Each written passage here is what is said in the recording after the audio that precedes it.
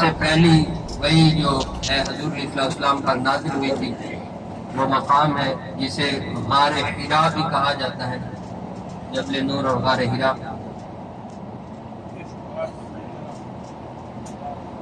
یہاں پر حضور علیہ السلام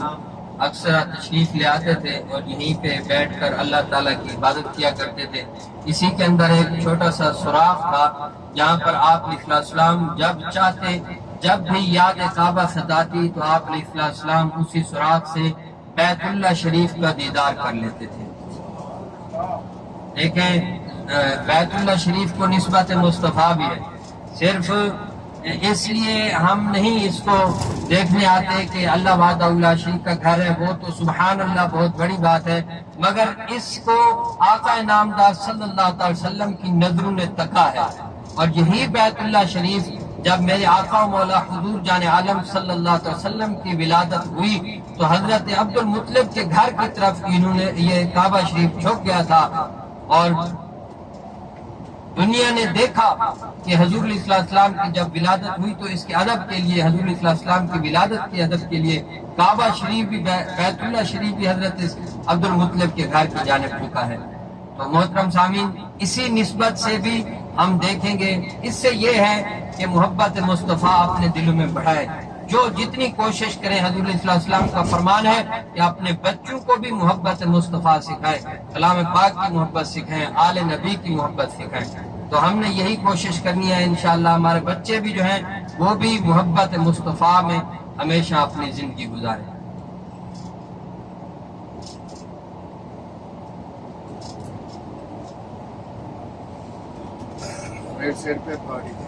جی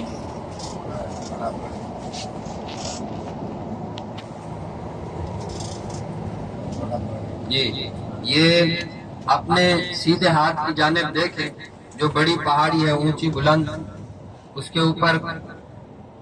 کچھ نظر بھی آ رہا ہے، دیکھیں یہ پہاڑی ابھی سامنے سے نظر آ رہی ہے، گاڑی ہماری انشاءاللہ اس کے قریب سے آہستہ سے گزرے گی۔ یہ ہے غار حرا، جبل نور بھی جسے کہا جاتا ہے۔ جی جی جی،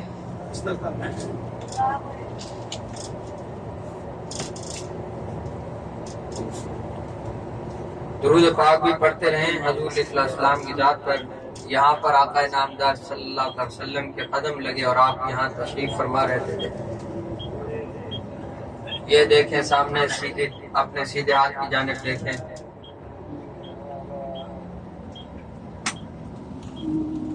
سبحان اللہ، صلی اللہ تعالی علی محمد صلی اللہ تعالی علیہ وآلہ وسلم۔ اور بالخصوص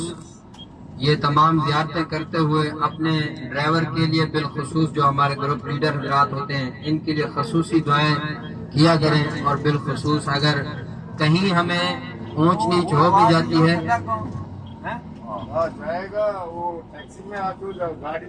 ماشاءاللہ توجہ سے دیکھیں، خدیجہ رضی اللہ ایک دن میں 2 بار رسول اللہ کا کھانا لے کے آئے گا، ہمارا آپ نے ایک بار نہیں کیا۔ سبحان اللہ۔ خدیجہ بی بی کا اللہ تعالیٰ سلام بولا، دل کا سلام، ہمارا سلام خدیجہ رضی اللہ عنہ کا بولا۔ ماشاءاللہ ماشاءاللہ۔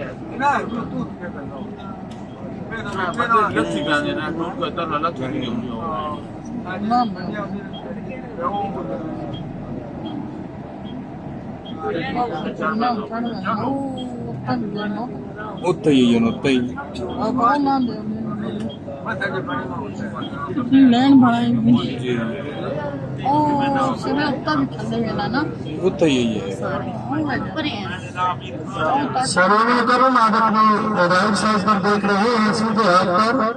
وہ جبل نور جسے غار حرام کہتے ہیں، وہ اونٹ کی کوہان کی طرح نظر آنے والا پہاڑ جو آپ کو خانہ کعبہ کی طرف جھکا ہوا نظر آ رہا ہے، اس کے اوپر غار حرا موجود ہے، جہاں پر آقا کریم رئیس رسول صلی اللہ علیہ وسلم اپنے اللہ کی عبادت کرنے کے لیے روشہ رسول ہو کر یہاں پر کئی دن تشریف فرمایا کرتے تھے۔ اور کمال بات دیکھیں کہ جہاں پر ہمیں چلنا بہت مشکل نظر آ رہا ہے، سیدہ خدیجہ الکبریٰ سلام اللہ علیہا ام المومنین آپ کموبیش 2 مرتبہ روزانہ یہاں پر آقا کریم صلی اللہ علیہ وسلم کو کھانا دینے کے لیے تشریف لایا کرتی تھی۔ یہیں پر قرآن کی پہلی آیت اقرأ باسم ربک الذی خلق خلق الانسان من علق یہاں پر نازل ہوئی تھی، اور یہیں سے دین اسلام کا پیغام پھیلنا شروع ہوا۔ یہ وہ مبارک جگہ تھی جسے غار حرا کہا جاتا ہے، جبل نور کہا جاتا ہے۔ اور اگر کوئی صاحب، ہماری بہن، ہمارا بھائی یہ خواہش رکھتا ہو کہ ہم نے اس پہاڑی کے اوپر چڑھنا ہے اور اس غار کی زیارت کرنی ہے، تو اس کے لیے ضروری ہے کہ جب بھی آپ کا پلان بنے، بات ذرا غور سے سن لیں کہ اگر کوئی یہ چاہتا ہے کہ ہم نے غار حرا کی پاس جا کر زیارت کرنی ہے، اس پہاڑ کے اوپر چڑھ کر زیارت کرنی ہے، تو اس کے لیے 4 یا 5 بندے مل کر پلان بنا لیں۔ صبح کی نماز کے فوراً بعد حرم سے نکلتے ہی آپ ٹیکسی پر بیٹھیں، پانی کی ایک بوتل آپ کے ہاتھ میں ہونی چاہیے، اور آپ ڈرائیور کو کہیں کہ ہمیں جہاں ایکسٹریم حد تک گاڑی جا سکتی ہے وہاں پر اتاریں، اور اس کے بعد آپ کو سیڑھیاں چھوٹی چھوٹی بنی نظر آئیں گی اور ان پہ چڑھ کر آپ جا سکتے ہیں۔ کم و بیش 1.5 گھنٹہ یہاں پر جانے میں لگے گا، اور واپسی پہ شاید پونا گھنٹہ یا 50 منٹ آپ کے لگیں گے۔ تو جو بھی اب آپ جانا چاہتے ہیں، صبح کی نماز کے فوراً بعد اپنی ترتیب بنا لیں، ٹیکسی کر کے یہاں پر تشریف لائیں، اور جو جانا چاہتے ہیں وہ جائیں۔ لیکن ذہن میں یہ بات رہے کہ اپنی صحت کے مطابق فیصلہ کرنا ہے، ایسے نہ ہو کہ آپ کی صحت اس بات کی اجازت نہ دے اور غار حرا پر پہنچتے پہنچتے آپ کی کئی نمازیں بعد میں ضائع ہو جائیں، اور یا پھر آپ بیمار ہو جائیں۔ اس ساری بات کا آپ نے خیال رکھنا ہے۔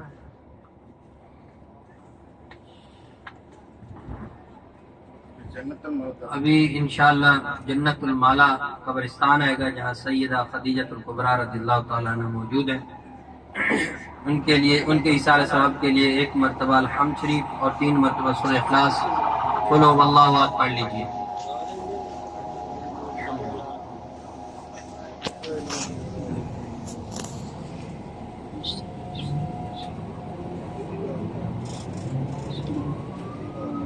اور یہاں پہ تقریباً صحابہ بھی موجود ہیں اس قبرستان میں،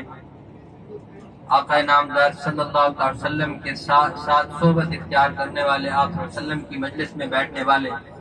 صحابہ بھی موجود ہیں۔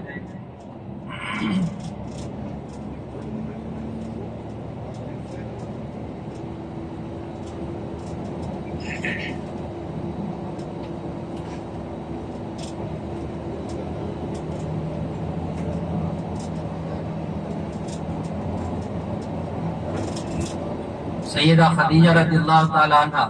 آپ علیہ السلام کی زوجہ محترمہ کا نام ہے، اور آپ رضی اللہ تعالیٰ عنہ کی بڑی خدمات ہیں۔ آپ صلی اللہ علیہ وسلم کی بڑی خدمت کیا کرتی تھی، اور آپ علیہ السلام کی بڑی مدد بھی انہوں نے کی ہے، حضرت خدیجہ الکبریٰ رضی اللہ تعالیٰ عنہ، اور بڑی محبت رکھنے والی یہ زوجہ محترمہ تھی۔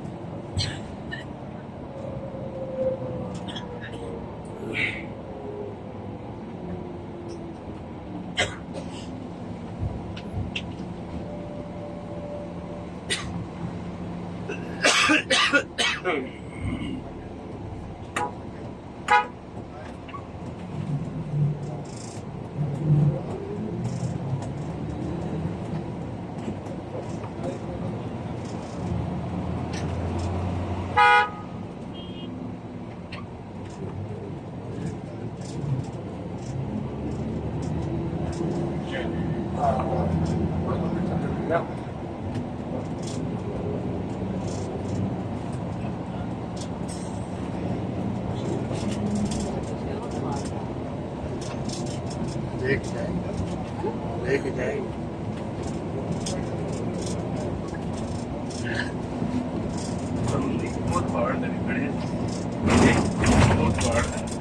وہ مدینہ شریف کا مسئلہ بدر وساں وہ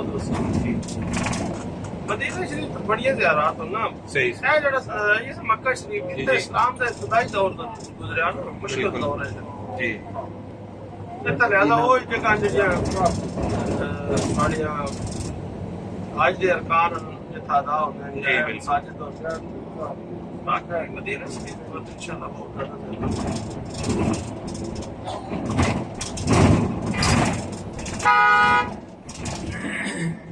کون سے آیا ہے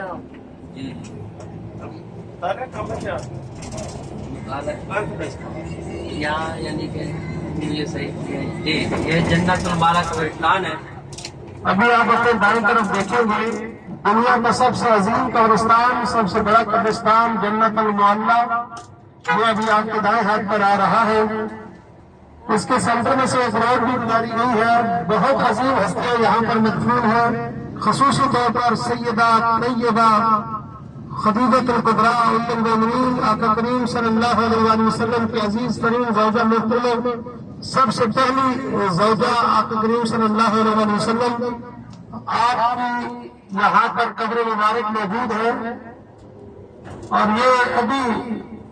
جنت المعلا سے آپ آگے گزریں گے تو ابھی ایک اور اپنی دائیں طرف دیکھیں یہاں پر آپ کو ایک مینار والی مسجد نظر آ رہی ہے.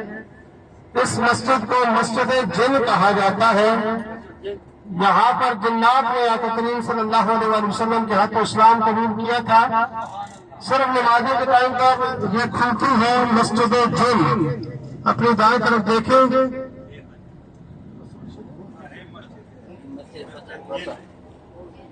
اور ابھی آپ اپنی دائیں سائڈ پر ہی دیکھتے جائیں ایک مینار والی مسجد آپ کو نظر آئے گی. اسے کہتے ہیں مسجد فتح. یہ کچھ یادگاری مساجد ہیں تاریخ کے.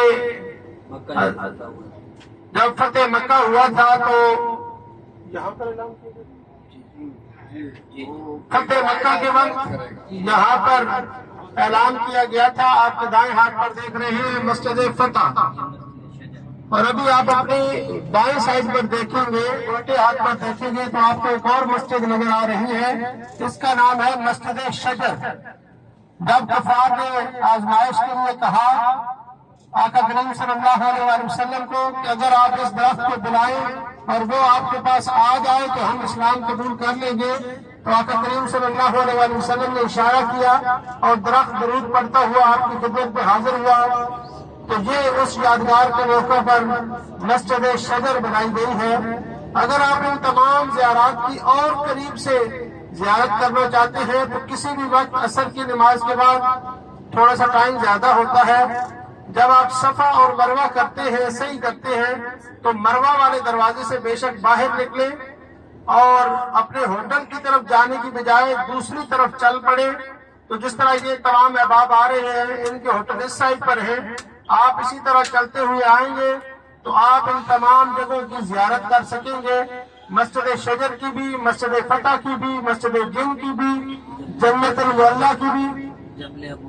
جہاں پر چاند ابھی آپ اپنی دائیں سائڈ پر ایک اور دفعہ دیکھیں پیچھے ایک بڑا پہاڑ آپ کو نظر آ رہا ہے. یہ پہاڑ ایک تاریخی پہاڑ ہے. اس پہاڑ کو جبل ابو قبیس کہا جاتا ہے. اور وہ جو معجزہ آپ سنا کرتے ہیں کہ آقا کریم صلی اللہ علیہ وسلم نے چاند کی طرف اشارہ کیا اور چاند دو ٹکڑے ہو گیا, وہ اسی جبل ابو قبیس پر رونما ہوا تھا. تو آپ اس مقدس پہاڑ کی بھی زیارت کریں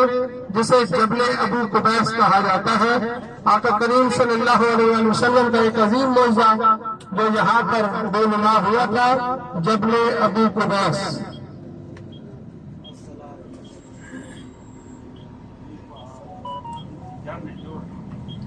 یہ بات ذہن میں نشین رہے کہ یہاں پر آقا کریم صلی اللہ علیہ وسلم کی مبارک حیات طیبہ کے کم و بیش 53 سال یہاں پر گزرے, لیکن یہ سال وہ تھے جو اسلام کے ابتدائی سال تھے, جو تکالیف اور مشقت کے سال تھے. اس کے بعد اللہ کے اذن سے, اللہ کے حکم سے آقا کریم صلی اللہ علیہ وآلہ وسلم نے مدینہ طیبہ کی طرف ہجرت فرمائی تو پھر اس کے بعد اسلام کا جو عروج کا دور تھا وہ انشاءاللہ عزیز آپ 3 تاریخ کے بعد دیکھیں گے کہ کس طرح سے کایا پلٹی، اور ایک جنگ بدر کے بعد پوری دنیا نے دیکھا کہ اسلام کا پیغام جو وحدہ لا شریک کی توحید کا پیغام تھا، جو محمد رسول اللہ صلی اللہ علیہ وآلہ وسلم کی رسالت کا پیغام تھا، وہ صحابہ کرام کے توسل سے دنیا کے کونے کونے تک پہنچا۔ انشاءاللہ العزیز آپ جب 3 تاریخ کو مدینہ المنورہ کی طرف سفر کریں گے تو وہ آپ خوبصورت نظارے دیکھیں گے کہ مدینہ میں کتنی عظیم زیارات موجود ہیں۔ یہاں پر مکہ شریف میں آپ یہ ذہن میں رکھ کر تمام زیارات کریں کہ اس کٹھن دور کے اندر، اس کٹھن حالات کے اندر کس خوبصورت طریقے سے اور کس جانفشانی کے ساتھ آقا کریم صلی اللہ علیہ وآلہ وسلم نے اللہ کا پیغام، اپنے رب کی وحدانیت کا پیغام لوگوں تک پہنچایا، اور اس پیغام کی وجہ سے آپ کے اپنے بھی آپ کے مخالف ہو گئے، آپ کے اپنے رشتہ دار حتیٰ کہ بہت قریبی چچا بھی اللہ کی وحدانیت کا اعلان کرنے کی وجہ سے آپ کے مخالف ہو گئے، اور کیا کیا مظالم جو سرکار پر کیے گئے۔ یقیناً آپ نے بہت سا واقعات پڑھے بھی ہوں گے، بہت سے واقعات سن بھی رکھے گئے ہوں گے۔ یہاں پر مظالم کی ایک طویل داستان رقم ہوئی۔ آقا کریم صلی اللہ علیہ وآلہ وسلم کی گردن مبارک پر جانوروں کی اوجڑیاں بھی رکھی گئی۔ آپ کو شیب ابی طالب کے اندر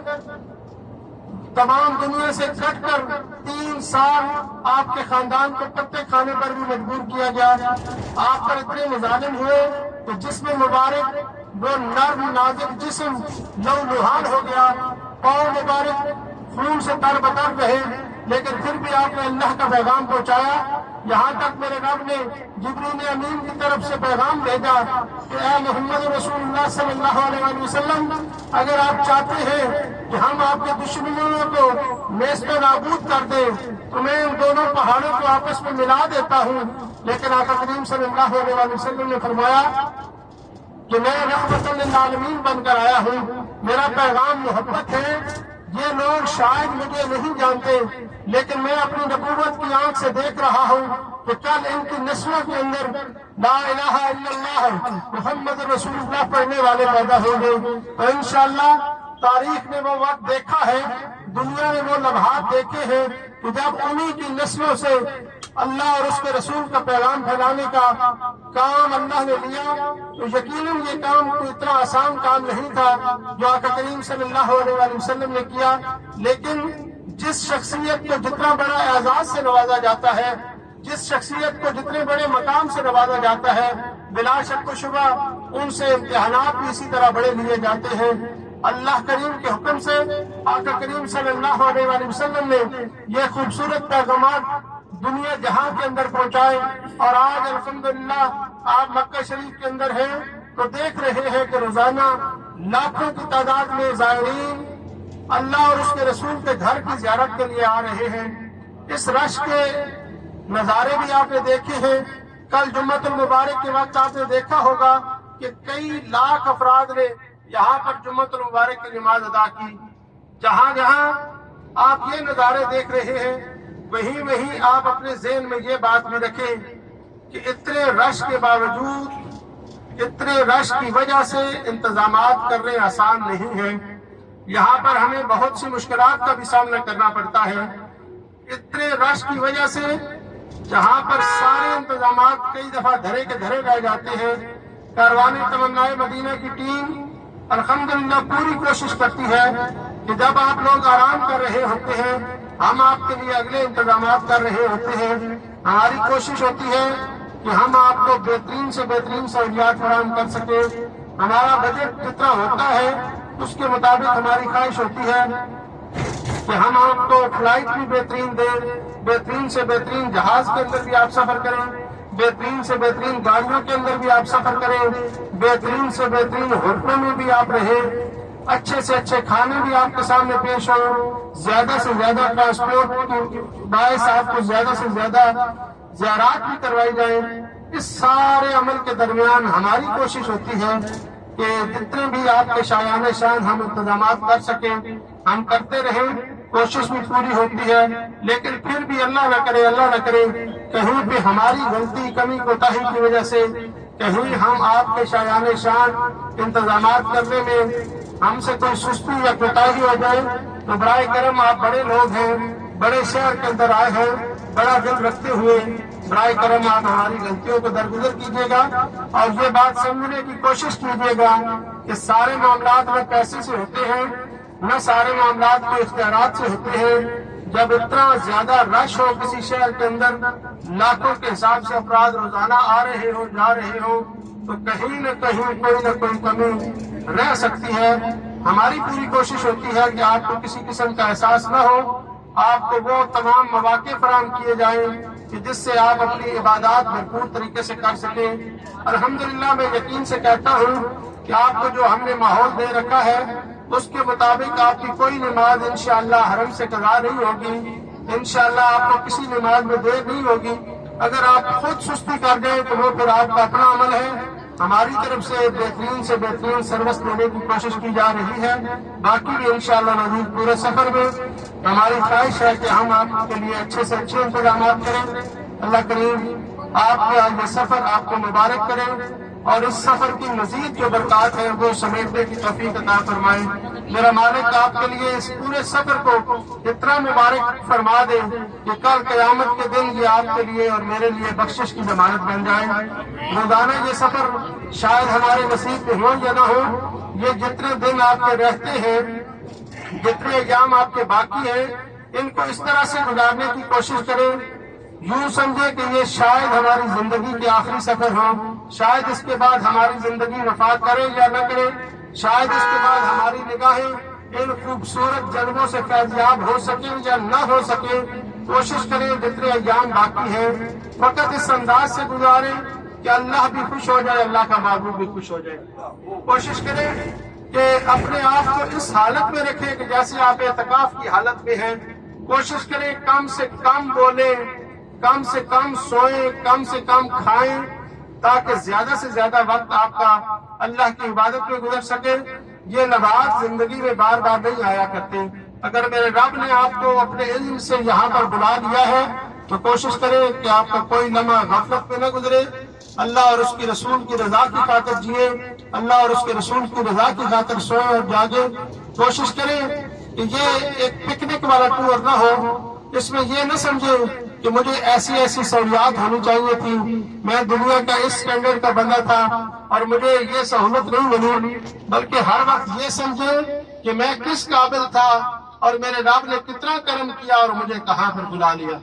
کئی دنیا لاکھوں کے حساب سے روپیہ رکھنے کے باوجود آج تک اس سوچ سے بھی محروم ہے کہ ہم نے یہاں پر جانا تھا۔ یہ کسی انسان کے ذہن میں سوچ آ جانا بھی اللہ کا کرم ہوتا ہے کہ میں سب کو چھوڑا کر اللہ کی درگاہ میں حاضر ہو جاؤں۔ یہ یقین جانیے، دعا کیا کریں۔ صوفیاء فرماتے ہیں کہ ہمیشہ دعا کیا کریں کہ اللہ کریم نیکی کی توفیق دیے رکھے، یہ سوچ دیے رکھے۔ اگر توفیق ہوئی تو انشاءاللہ نزید انسان سے اچھے کام ہوتے رہیں گے، اور جس دن ہم سے توفیق ہی چھن گئی تو سوچیں کہ ہم نے نیکیاں کیا کرنی ہے۔ صوفیاء فرماتے ہیں کہ اگر کوئی انسان یہ دیکھنا چاہتا ہے کہ میرا مقام میرے رب کی نگاہ کے اندر کیا ہے تو وہ یہ سوچ لیا کرے کہ اس کو میرے رب نے کس کام کے اندر لگا لیا ہے۔ آپ ہی کے کئی دوست احباب ایسے ہوں گے جو آج بھی بیلوں کے جلسے کرا رہے ہوں گے، جو آج بھی کتوں کی لڑائیاں کرا رہے ہوں گے، جو آج بھی فضول کاموں کے اندر مصروف ہوں گے، لیکن میرے رب نے کتنا آپ پہ کرم کیا کہ آپ کو سب کچھ چھوڑا کر اپنے گھر کے اندر بلا لیا۔ یعنی تو جیسا بھی تھا ہے تو میرے محبوب کا امتی، آجا اپنے رب کی طرف لوٹ کر آجا تو مجھ سے استغفار طلب کر، میں اسباب بناتا ہوں کہ میں تمہیں معاف کر دوں گا۔ یہ سارے اسباب میرے رب نے بنائے ہیں۔ آئے اپنی زندگی کے یہ یادگار دن جو میرے رب نے ہمارے نصیب میں کیے ہیں ان کو مزید یادگار بنائیں، ان کو اپنی نمناک آنکھوں کے ساتھ گزاریں، اپنے پشیمان دل کے ساتھ گزاریں اور اپنے رب کے ساتھ وعدہ کریں کہ اے اللہ ہم جیسے بھی تھے، برے تھے یا اچھے تھے، جھلے تھے یا کملے تھے، میرے رب نے جب تو نے کرم ہی کاری دیا ہے، ہمیں اپنے گھر میں بلا لیا ہے، تو میرے مالک ہمیں ہمارے سابقہ گناہوں کی بخشش عطا فرما، ہمیں ہمارے سارے گناہوں سے توبہ عطا فرما، میرے مالک ہمارے سابقہ گناہوں کو معاف فرما، ہمیں آئندہ گناہوں سے بچنے کی توفیق عطا فرما، میرے مالک ہماری آنکھوں کے اندر حیا پیدا فرما، میرے مالک ہمارے دلوں کے اندر پاکیزگی عطا فرما، میرے مالک ہمارے منہ کے اندر جانے والے لقموں کو حلال اور مطہر اور طیب فرما دے، میرے مالک ہماری زندگی کو اس ڈگر پر چلانے کی توفیق عطا فرما کہ جس سے تیرے اور تیرے محبوب کی رضا حاصل ہو جائے، میرے مالک ہم قابل نہیں تھے، اس قابل نہیں تھے کہ ہم تیرے در پر آ جاتے، یہ تو وہ بارگاہ ہے جہاں پر لاکھوں انبیاء نے بھی حاضری دی،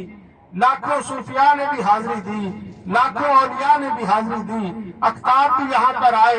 غوث بھی یہاں پر آئے، صحابہ بھی یہاں پر رہے، آل بیت اطہار بھی یہاں پر رہے، میرے مالک ہماری کیا اوقات تھی کہ ہم جیسے نکمے اور گندے بھی یہاں پر آتے، لیکن میرے مالک تو کریم ہے، تو رحیم ہے، تو 70 ماؤں سے بڑھ کر پیار کرنے والی ذات ہے، تو نے ہمارے رنگ روپ کو نہ دیکھا،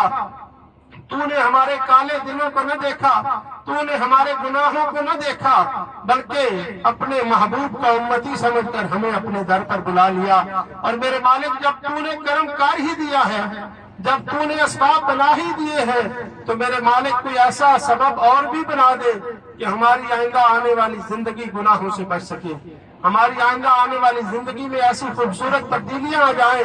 کہ ہم تیرے لیے جینا سیکھ لیں، تیرے لیے مرنا سیکھ لیں، تیرے لیے کسی کے ساتھ راضی نامے ہو تو تیری خاطر، کسی سے ساتھ ناراضگی ہو تو تیری خاطر، میرے مالک ہماری صلح ہو تو تیری خاطر، ہماری کسی کے ساتھ جنگ ہو تو تیری خاطر، میرے مالک تو کریم ہے، تو رحیم ہے، تجھے اپنے محبوب کی خوبصورت زلفوں کا واسطہ میرے مالک ہمارے کرتوتوں کی وجہ سے ہمیں چھوڑ نہ دینا، بلکہ جس طرح تو نے ہمیں آج یہاں پر بلا لیا، کل قیامت کے دن بھی ہمیں جب ساری انبیاء کی امتیں وہاں پر موجود ہیں گی تو ہمیں کوئی یہ نہ کہے کہ یہ محمد رسول اللہ کا امتی ہے اور اسے جہنم میں ڈال دیا جائے، میرے مالک ہمیں اس دن کی شرمندگی سے بچا لینا، میرے مالک ہمیں باقی انبیاء کی امتوں کے سامنے ذلیل و رسوا ہونے سے بچا لینا، میرے مالک جس طرح تو نے ہمیں یہاں پر شان سے رکھا ہوا ہے، یہاں پر عام سے رکھا ہوا ہے، میرے مالک کل قیامت کے دن بھی ہمیں اسی طرح محمد رسول اللہ کے سائے میں اسی طرح شان سے اٹھانا، اسی طرح مان سے اٹھانا، میرے مالک تو کتنا کریم ہے، تو کتنا رحیم ہے کہ ہمیں اس خوبصورت محلے کے اندر رکھا ہوا ہے جہاں پر حضرت ابراہیم خلیل اللہ رہا کرتے تھے، میرا مالک ہمیں تو ان گلیوں کے اندر چلنا نصیب کر رہا ہے جہاں پر محمد رسول اللہ صلی اللہ علیہ وآلہ وسلم اپنے صحابہ کرام کے ساتھ چلا کرتے تھے، ہم اس ایک ایک پتھر کی زیارت کر رہے ہیں جس پر کبھی نہ کبھی تو نگاہ مصطفیٰ پڑی ہوگی، ہم ایک ایک اس خوشبو کو محسوس کر رہے ہیں جہاں پر میرے آقا کا گزر ہوا تھا۔ سامعین مکرم، ان ساری التجاؤں کے ساتھ کہ میرا رب یقیناً بالیقین ہمیں بار بار اپنے اس خوبصورت گھر کے اندر بلائے گا، ہمیں اس خوبصورت شہر کے اندر بلائے گا،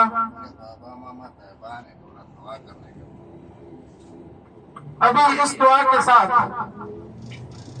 کہ ہمارے جتنے بھی احباب بیدار ہیں، خصوصاً بالخصوص ہمارے یہ ڈرائیور بھائی یہ ریکویسٹ کر رہے ہیں کہ ہم ان کے امی ابو بیمار ہیں، تو اللہ کریم کی بارگاہ میں دعا ہے کہ اللہ کریم ان تمام حجاج کرام اور زائرین کی گئی باتوں کا صدقہ اللہ کریم ان کے ماں باپ کو صحت کاملہ عاجلہ عطا فرمائے۔ ہمارے طاہر بھائی ہیں، ان کی والدہ کو فالج ہے، دعا کریں کہ اللہ کریم ان کی ماں کو بھی صحت کاملہ عاجلہ عطا فرمائے۔ میری امی جان اس دنیا سے چلی گئی ہیں، دعا فرمائیں کہ اللہ کریم انہیں بھی سیدہ طیبہ خاتون زہرا کی غلامی نصیب فرمائے اور جنت الفردوس میں اعلیٰ مقام عطا فرمائے۔ ابھی ہمارا ہوٹل آ گیا ہے، آپ تمام آپ کو پتہ ہے کہ جو ڈائریکٹ عمرہ کرنے جاتے ہیں ان کو اجازت ہے کہ بے شک سیدھا حرم میں چلے جائیں اور عمرہ کر لیں، اور جو ہوٹل میں جانا چاہتے ہیں ان کو بھی اجازت ہے، تھوڑی دیر ریسٹ کے بعد آپ عمرہ کرنا چاہتے ہیں تو بالکل آپ عمرہ کر سکتے ہیں۔ اللہ کریم آپ تمام احباب کی عبادتوں کو اپنی بارگاہ کے اندر قبول و منظور فرمائے۔ وما علینا الا البلاغ المبین۔